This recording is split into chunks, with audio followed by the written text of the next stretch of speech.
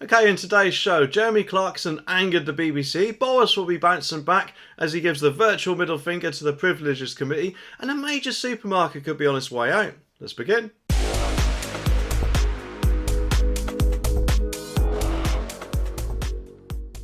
Okay, first I think we'll start with Boris. The article says that Boris Johnson will submit a dossier of evidence to MPs as he attempts to clear his name over the partygate scandal. It has emerged. The former Prime Minister will provide the statement to the Privilege Committee on Wednesday, and former colleagues have said that the ex-PM could face a witch hunt in Parliament over a number of gatherings held in Number 10 during the pandemic. But a spokesman for Mr Johnson said that the committee will vindicate Boris Johnson's position, adding that the evidence will show that Boris Johnson did not knowingly mislead Parliament. Mr Johnson will appear before a panel for the televised grilling, and it is expected that he will submit his written evidence before then. In an interim report, the Privilege Committee said that the evidence strongly suggests breaches of the coronavirus rules in Number 10 should have been obvious to Mr Johnson. They are examining evidence around at least 4 different events which he may have deliberately misled MPs, with his assurances to the Commons that rules were followed. Close allies of Johnson said that he would provide a detailed and compelling account to the committee before his appearance, showing that he did not knowingly mislead the House. Well, of course I don't know about you, but if the Privilege Committee's statement is anything to go by,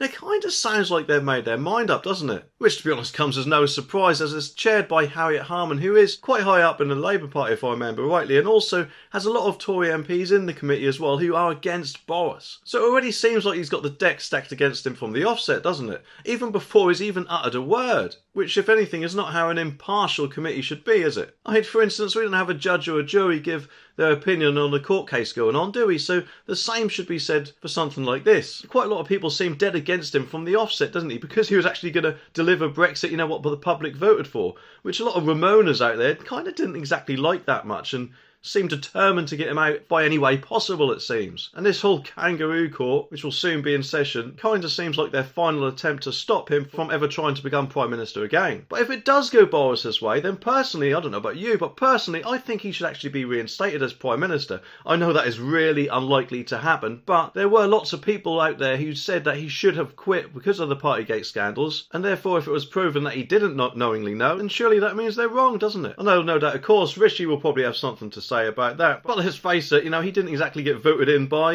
anyone at all, not even the party members, which is kind of like a Gordon Brown sort of thing to do, isn't it? And completely goes against democracy, if you ask me, because the last time people voted, they voted for Liz Truss out of the 2 of them, and of course they've ended up with Rishi. But the May elections should be quite interesting, because if people don't fall for his wonderful Brexit deal, which in my opinion kind of shackles us to the EU via the back door through Northern Ireland, which basically is not Brexit, is it? And therefore if Rishi doesn't go down too well in the local May elections, and if things go Boris's way, if he gets vindicated, as he reckons he will do, then Rishi could be in quite a lot of trouble. Because quite a lot of people who voted for Boris, including me, actually want to see him back in there because, let's face it, we voted for him. The article says that Jeremy Clarkson has reflected on his controversial time at the BBC as he waded into the current concerns about a Tory BBC emerging after the Gary Lineker row.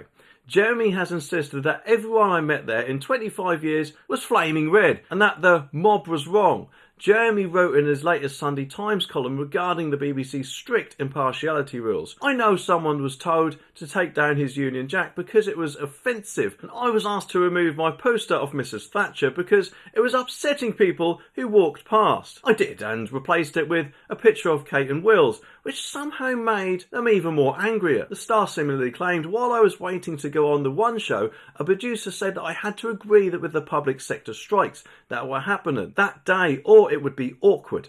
Jeremy went on to assess whether he thinks the broadcaster has changed since he was a part of it. He added, yes, at this precise moment in history, it's possible, that 2 people at the top of the BBC might at some point in their past have voted Conservative. But what about everyone else? All the other 22,000 people involved in running this broadcasting giant. He pointed out that even comedy is too risky for the BBC these days, as being the target of a joke could potentially upset someone. Jeremy also claimed that BBC staff fear social media backlash, so they go out of their way to be even more left-wing. To be honest, in my opinion, the BBC is full with lots of left-wing, Labour-loving presenters and people behind the scenes. It just seems they're never happy unless they're somehow either bashing Brexit, the Tories, or just putting out virtue signalling crap. But thinking about it, what are people actually doing walking past his office and looking in? If the picture's in his office, then it's in his office. People shouldn't be walking past and looking through his door, should they? He should be allowed to have whatever picture he wants up. It just reminds me, if anything, about the stories we sometimes hear about people walking past someone's house, seeing the England flag, if they're indeed flying it, and then complaining to the council, who then instantly, even after just one complaint sometimes, send the person a letter saying that they've got to take it down. I mean, it's just absolutely ridiculous in my opinion. And we would have never stood for something like about 50 or 60 years ago, would we? I mean, other countries fly their flag, don't they? So if they can do it, then surely why can't we? And all this stuff with Lineker, I mean, he is admittedly free to say whatever he feels like. You know, it's called free speech, just like Jeremy Clarkson was. But all the lefties out there were calling for him to be sacked and cancelled from everything, weren't they? And of course, you know, he made that controversial Game of Thrones comparison about Harry and Meghan a few weeks ago. But of course, not Gary Lineker. But the problem there is with the actual BBC itself. They're trying to put themselves out as an impartial organisation, which admittedly I don't think they're doing a very good job. Because to be honest, if anything, we all know which way they actually fall, don't we? Which I don't think is on the way of the government or quite a lot of people out there, including me. They don't represent my views at all. If they ditch the TV licence and go to advertising or subscription, then presumably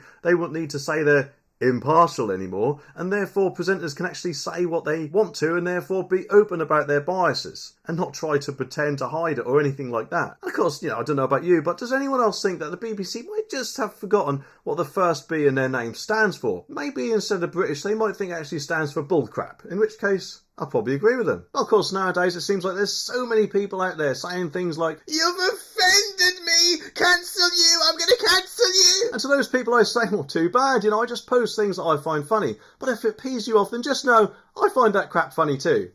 The article says that a major supermarket is to close multiple stores within days following a string of closures. Iceland has already started shutting down the doors on half a dozen shops, with the next two set to close in less than a week. 3 stores have currently shut in the last few weeks, including one in Bromsgrove, Beckingstoke and Well, I think that says. But the next 3 that are closing this month are South Street, Newport, Isle of Wight on March the 26th, St Catherine's Place in Bedminster, Bristol on March the 25th, and the Dykehall, I hope I pronounced that right, centre in Bognor on March the 27th. An Iceland spokesperson previously told The Sun, "We continually review our Iceland Foods and the Food Warehouse store portfolio to ensure that we're delivering the best experiences for our customers across the country." And over the last few months, major chains have announced closures, including Paper Chase and B&M Food, and pub chains who have also been closing doors at several locations across the country, including Wetherspoons. And it comes following a tumultuous period of businesses struggling to bounce back after COVID and then hit with the rise in energy bills. I know Iceland appear to be coming across as if they're doing it for the customers and putting them first, but how can closing stores, therefore presumably making it harder for the customers, be working for them? It just doesn't make any sense, does it? And if anything, you'd have thought they'd be okay, wouldn't you? But it quite often feels like as soon as you walk through the door, that the staff are just there going, "Oh, more money coming through," doesn't it? Because let's face it, they're going to hardly lose out, are they? Especially if certain supermarkets can still push vouchers and have certain schemes where we can all save money. Speaking of which, with Tesco Club Card prices and Asda Rewards, whilst they are lowering the prices for you technically, because with Asda Rewards you get some money back, don't you, through their app, but unfortunately it does mean that with both of them you've got to give them your details, haven't you, and therefore they'd know exactly who you are and what you're buying, which to be honest, whilst I admittedly don't have a problem with Tesco's knowing what kind of toilet paper I want to buy, quite a lot of people will do. And therefore it seems like supermarkets, instead of just discounting things across the board for every customer who wants something, which they really should be doing in my opinion, they are putting things behind barriers. And what could possibly be the reason for that? I'm guessing advertising, where they can send you special deals, or maybe actually, possibly with 1 or 2 supermarkets, they could potentially at some point in the future, and I'm not saying they would do, but the potential's there for them to sell your details to other advertising companies, which is not a thing that I really like the sound of. And admittedly, we are in a cost of living crisis, but it quite often seems that they're taking advantage of the situation a bit. For instance, I was in the supermarket the other day, Tesco's I think it was, and they quite often match things with Aldi prices. In fact, a few supermarkets do that. I needed some pasta sauce, so I went up to the pasta sauce and actually found that they raised the price but slapped a matched with Aldi sticker or something similar to that by the side of it, making it sound that you're actually getting a good deal, when the last time I went there and wanted to get that specific item, it was at a lower price before, which was only a couple of weeks ago. So it does nowadays seem like you have to be quite a good detective just to get your shopping at a decent price. And yes, whilst of course the advert always used to say mums go to Iceland, if they close their stores, then I guess they'll probably have to go to Lidl or Aldi instead. And speaking of supermarkets, have a look at this video where it seems like they're doing something completely unnecessary to annoy us all. Anyway, subscribe for more and I'll see you in the next one.